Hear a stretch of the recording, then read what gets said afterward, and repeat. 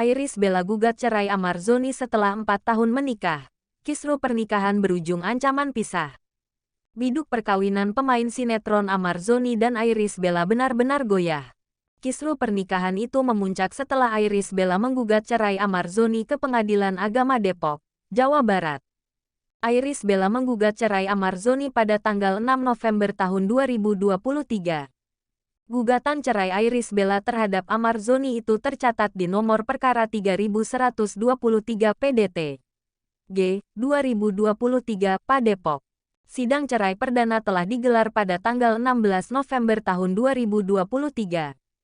Di sidang perdananya itu Iris Bella yang menggugat cerai mangkir dari ruang sidang. Begitu pula dengan Amarzoni yang menjadi pihak tergugat juga tidak hadir. Sidang kedua perceraian Iris Bella dan Amarzoni akan digelar pada tanggal 23 November tahun 2023. Iris Bella dinikahi Amarzoni pada tanggal 28 April tahun 2019 dan kini dikaruniai 2 anak. Kisruh perkawinan itu tercium sejak Amarzoni diketahui belum tinggal bersama Iris Bella dan anak-anaknya setelah dibebaskan dari Lapas Cipinang, Jakarta Timur. Amarzoni yang pernah terjerat kasus narkoba ini dibebaskan dari Lapas Cipinang pada tanggal 4 Oktober tahun 2023. Saat bebas, Amarzoni bahkan tidak dijemput Iris Bella. Namun Amarzoni yang belum tinggal serumah dengan Iris Bella ini mengaku sedang memperbaiki diri karena mengecewakan keluarganya akibat kasus narkoba. Amarzoni masih berharap agar tetap diterima Iris Bella, anak-anak dan keluarganya. Perbuatannya yang melanggar hukum itu membuat Amarzoni mengaku malu pada Iris Bella.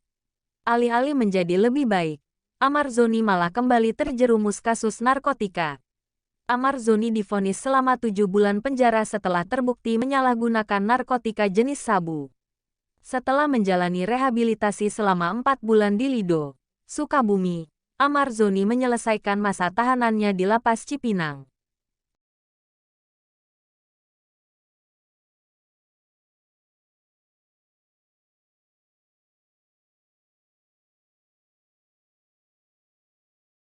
Download Tribun X sekarang, menghadirkan lokal menjadi Indonesia.